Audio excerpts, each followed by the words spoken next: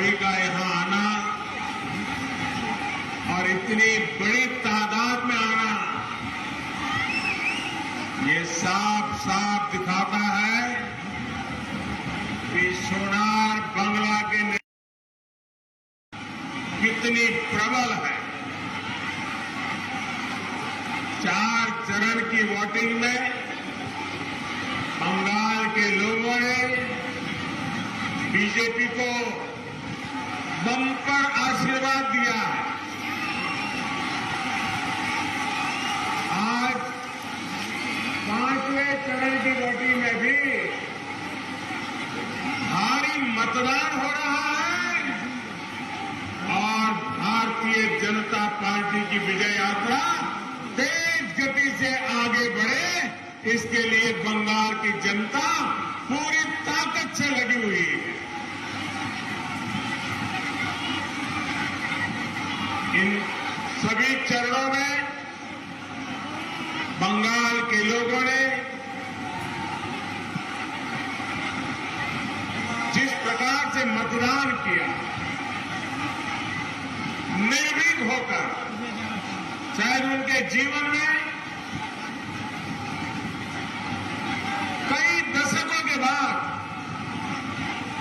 निर्भीक होकर के वोट करने का मौका आया, वरना हर चुनाव भय के साए में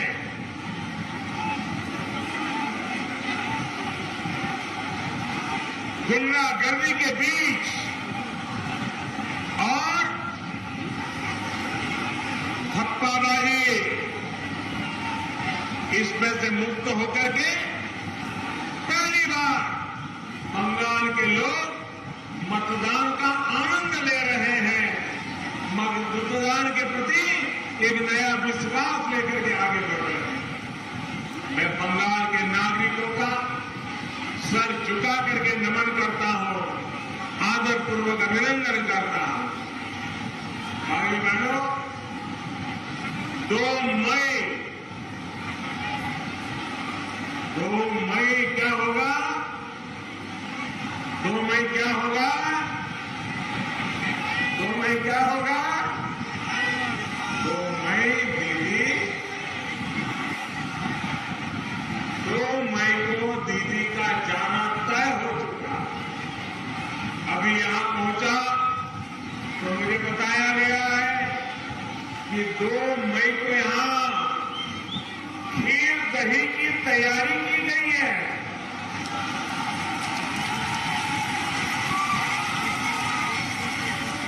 बंगाल के कोने कोने में व्याप्त यही मिठास बीजेपी की सरकार हर तरफ ले जाएगी। दीदी की कड़वाहट भरी राजनीति के अब कुछ ही दिन बच गए हैं। भाइयों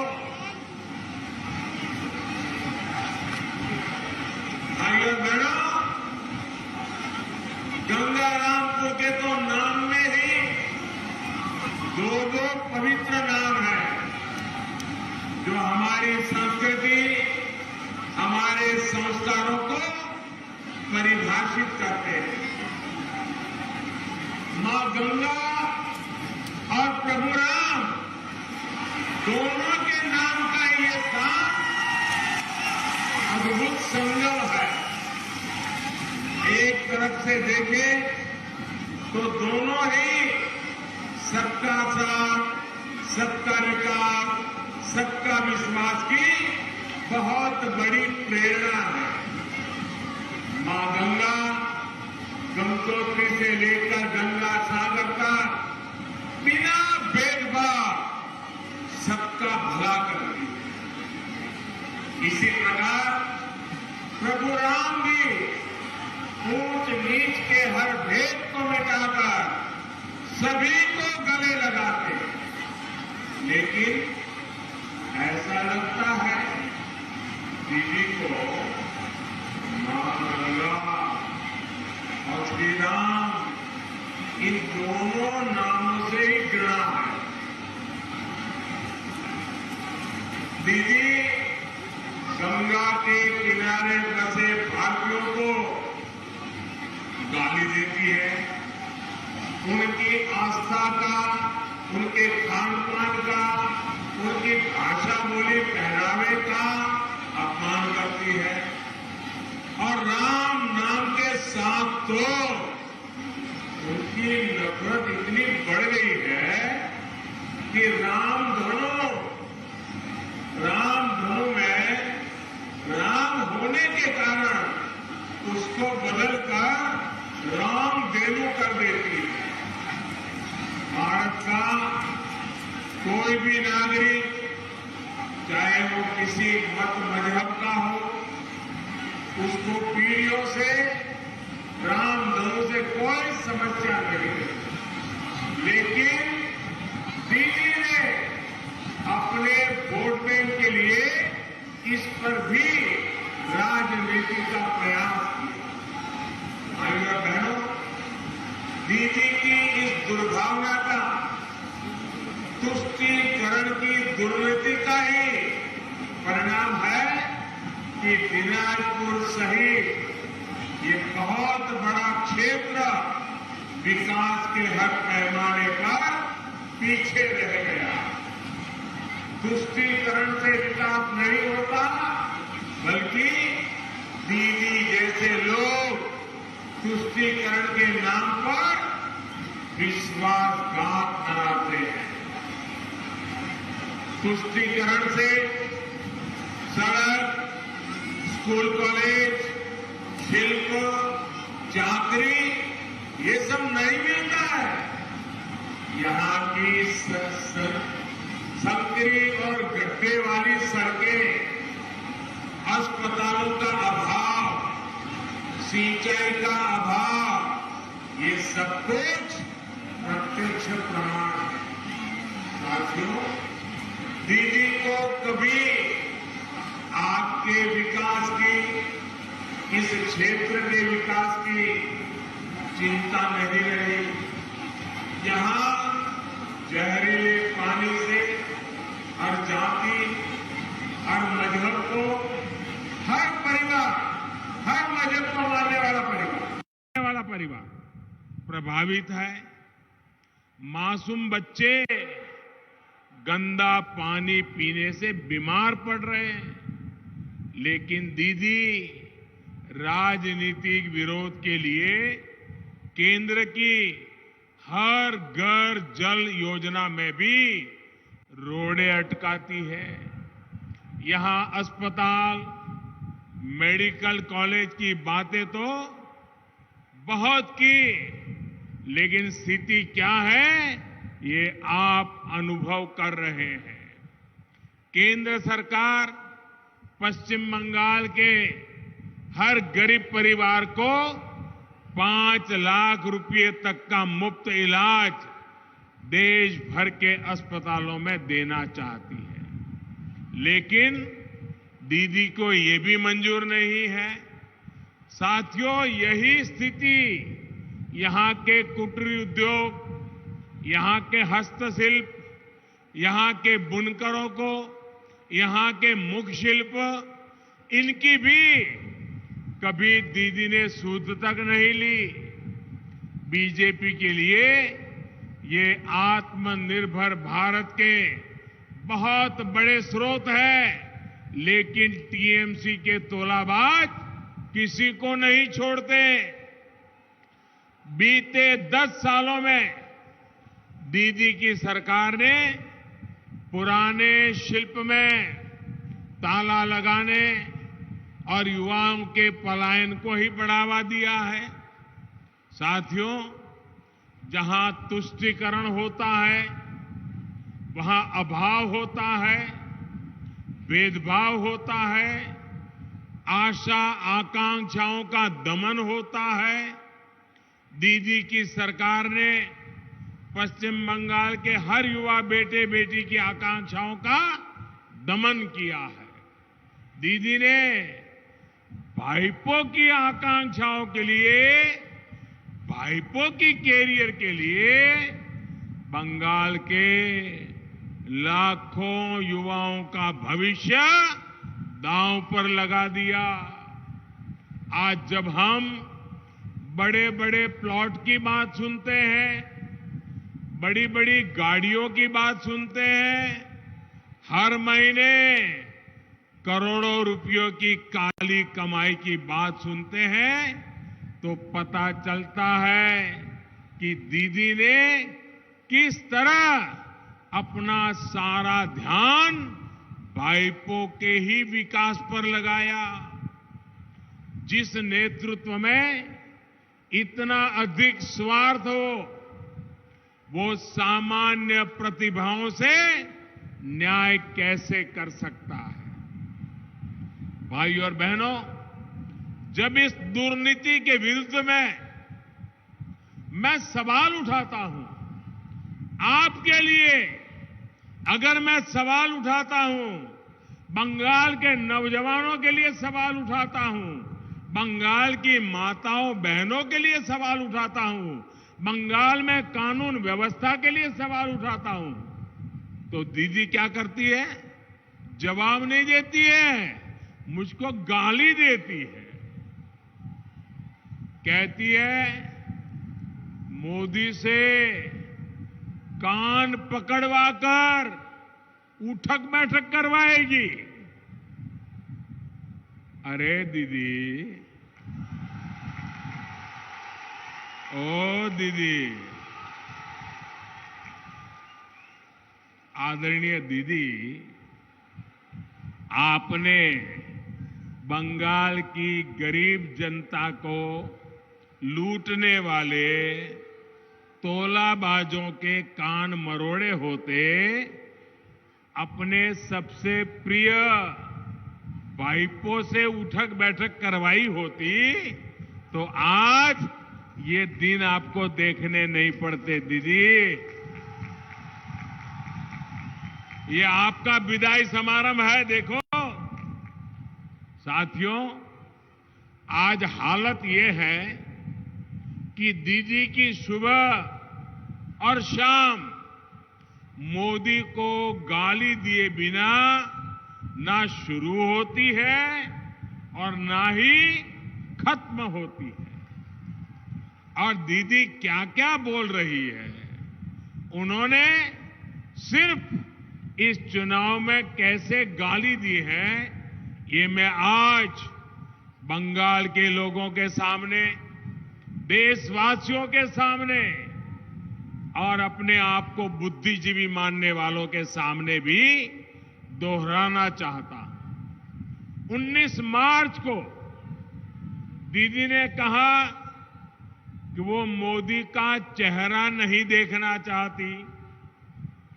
फिर दीदी ने देश के प्रधानमंत्री की तुलना लुटेरे, दंगाई, दुर्योधन, दुशासन, पता नहीं कैसे कैसे लोगों से कर दी। 20 मार्च को दीदी ने मुझे श्रमिकों का हत्यारा बताया, दंगा करने वाला बताया। 24 मार्च को दीदी ने कहा देश का प्रधानमंत्री झूठा है, देश का प्रधानमंत्री सिंडिकेट से जुड़ा है।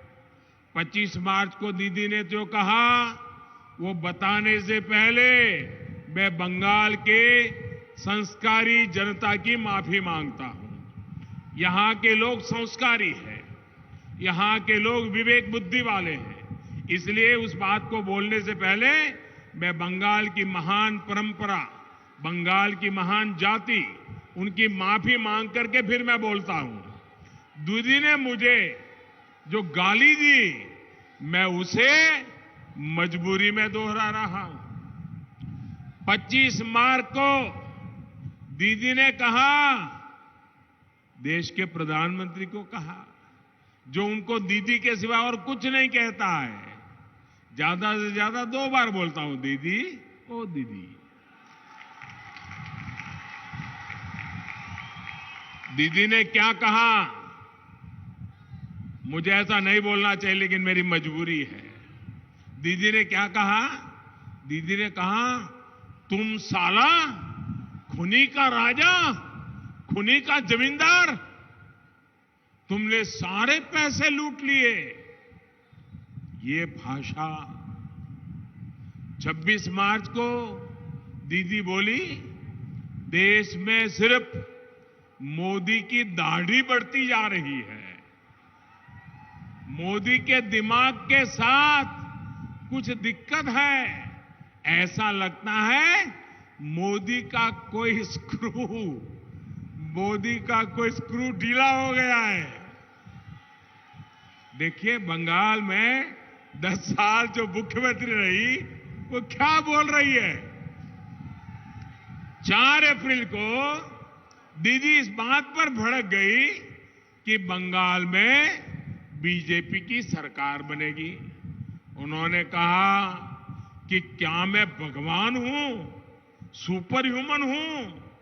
12 अप्रैल को दीदी ने कहा, जहां मैं जाता हूं वहां दंगे होने लगते हैं। 13 अप्रैल को दीदी ने फिर से मुझे सबसे बड़ा झूठा कहा, मंदबुद्धि कहा। ये लिस्ट बहुत लंबी है। मैंने कुछ ही गालियां जरा आपके सामने प्रस्तुत की है। भाई और बहनों, दीदी की गालियों से मुझे कोई दिक्कत नहीं है। दीदी, आप मुझे जितना कोसना है कोसिए, जितनी गाली देनी है दीजिए, लेकिन कम से कम बंगाल की महान परंपरा को, बंगाल की महान संस्कृति के, उसको, बंगाल के कल्चर को मेहरबानी करके मत भूलिए। देश की जनता बंगाल की समृद्ध विरासत, यहां के लोगों की वाणी, वर्तन, उस पर गर्व करती है। बंगाल के लोगों ने पूरी दुनिया में भारत का गौरव बढ़ाया है। इसलिए दीदी की इन गालियों ने मोदी का अपमान किया हो ऐसा नहीं है। दीदी ने इन गालियों से बंगाल के कल्चर, यहां की मिठास भरी भाषा, यहां की महान परंपरा को भी शर्मसार कर दिया है। साथियों, दीदी चाहती है कि बंगाल की स्थिति देखने के बावजूद मैं चुप रहूं, मैं उन्हें कुछ न कहूं। मुझे बताइए, आप जवाब देंगे? जवाब देंगे? मैं पूछूंगा, जवाब देंगे? सबके सब देंगे? आप मुझे बताइए, मुझे चुप रहना चाहिए क्या? चुप रहना चाहिए क्या? आपकी आवाज मुझे उठानी चाहिए कि नहीं उठानी चाहिए? बहनों की आवाज उठानी चाहिए, नौजवानों की आवाज उठानी चाहिए, यहां की बुराइयों के खिलाफ बोलना चाहिए, बोलना चाहिए ना। लेकिन जब मैं बोलता हूं तो देखिए क्या क्या सुनना पड़ता है। भाइयों बहनों, जब दीदी के लोग बंगाल के गरीबों को लूट रहे हो, आप मुझे बताइए, क्या ऐसे समय में चुप रह सकता हूं? जब दीदी की तुष्टीकरण की राजनीति बंगाल को तबाह कर रही हो, तो आप मुझे बताइए, क्या मैं चुप रह सकता हूं? जब दीदी ने अपने नेताओं को एससी वर्ग, दलित वर्ग के अपमान की सुपारी दी हो, तो आप मुझे बताइए, क्या मैं चुप रह सकता हूं? पूरी ताकत से बताइए, मैं चुप रह सकता हूं? मैं चुप रह सकता हूं? जो दूर दूर खड़े हैं वो भी बताएं, मैं चुप रह सकता हूं? साथियों, पश्चिम बंगाल में दीदी के करीबी ने एससी वर्ग के लिए भिखारी का उपयोग किया है। भिखारी, ये बाबा साहब आंबेडकर, श्री श्री हरिचंद्र ठाकुर जोगेंद्रनाथ मंडल जैसी पुण्य आत्माओं के जीवन संघर्ष का बहुत बड़ा अपमान है। साथियों, जोगेंद्रनाथ मंडल जी ने जो अपमान सहा, वो चाहते थे कि वैसा अपमान बाकी शरणार्थियों को ना मिले। यही भावना बीजेपी सरकार के बनाए कानून में भी है, लेकिन दीदी ने इसमें भी वोट बैंक ढूंढ लिया और झूठी अफवाहें फैलानी शुरू कर दी। बंगाल में बीजेपी सरकार दीदी के उस झूठ तंत्र पर भी विराम लगाएगी। हमारी डबल इंजन सरकार हर शरणार्थी को मदद और घुसपैठियों पर सख्ती के लिए प्रतिबद्ध है। राजवंशी और महिषा समाज के साथियों के साथ भी टीएमसी ने जो जुल्म किया है, उनका जो अपमान किया है, ऐसा करने वालों को माफ नहीं किया जाएगा। आप मेरे से सहमत हैं? आप सहमत हैं? भाइयों और बहनों, दीदी की सरकार ने गुंडागिर्दी को, दादागिरी को, मस्तानगिरी को जिस प्रकार पार्टी की विचारधारा बनाया है, वो नारी सुरक्षा के लिए बहुत बड़ी चुनौती बन गया है। स्कूल टीचर बहन स्मृति कांता दास और उनके परिवार के साथ टीएमसी के गुंडों ने क्या किया, ये जुल्म कोई भुला नहीं सके। बहनों बेटियों को यहां कितने जघन्य अपराध झेलने पड़ते हैं, ये आप सभी जानते हैं। लेकिन दीदी को बहन बेटियों की ये तकलीफ नहीं दिखती। साथियों, बीजेपी हर बहन बेटी, चाहे वो किसी भी मत संप्रदाय की हो, सबकी सुरक्षा, सबका सम्मान और सबको अवसर देने के लिए काम करती है। 3 तलाक के खिलाफ कानून बनाकर बीजेपी ने लाखों मुस्लिम बहनों के जीवन की सबसे बड़ी चिंता दूर की है।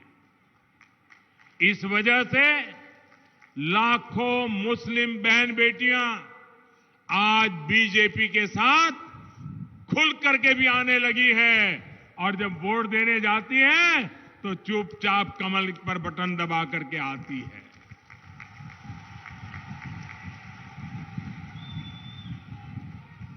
बीजेपी पर यही स्नेह मैं पूरे पश्चिम बंगाल में भी देख रहा हूं। भाइयों और बहनों, दिनाजपुर का कटारी भोगचाल और तुलाईपुंजी चाल यहां की शान है, लेकिन दीदी के राज में धान उगाने वाला कृषक मंडी के लिए परेशान, भंडारण के लिए परेशान, कोल्ड स्टोरेज के परेशान और सिंडिकेट से, बिचौलिए से, तोलाबाजों से, उनसे भी परेशान है। इतनी नदियों के बावजूद यहां पर किसान को सिंचाई के लिए कृषक पंपों पर निर्भर हो गया है। इस स्थिति को बदलने के लिए बीजेपी की डबल इंजन सरकार तेजी से काम करेगी। यहां सिंचाई की, कोल्ड स्टोरेज की सुविधाएं बने, कृषि आधारित शिल्प लगे, एक्सपोर्ट के लिए नई सुविधाएं विकसित हो, ये हमारी प्राथमिकता है। मुझे विश्वास है कि दिनाजपुर समेत अन्य जगहों के अधिकारियों ने यहां के कृषकों का डेटा तैयार करना शुरू कर दिया होगा। 2 मई के बाद हर कृषक परिवार को, भूमिहीन कृषकों को उनका अधिकार मिलने वाला है।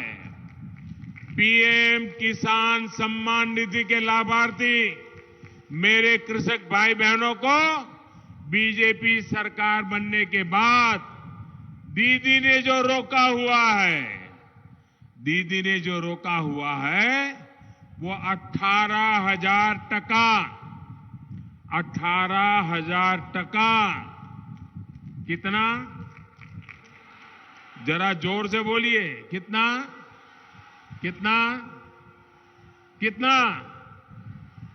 18,000 टका सीधा सीधा किसान के बैंक खाते में जमा करा दिया जाएगा। ये किसान के खाते में जाएगा।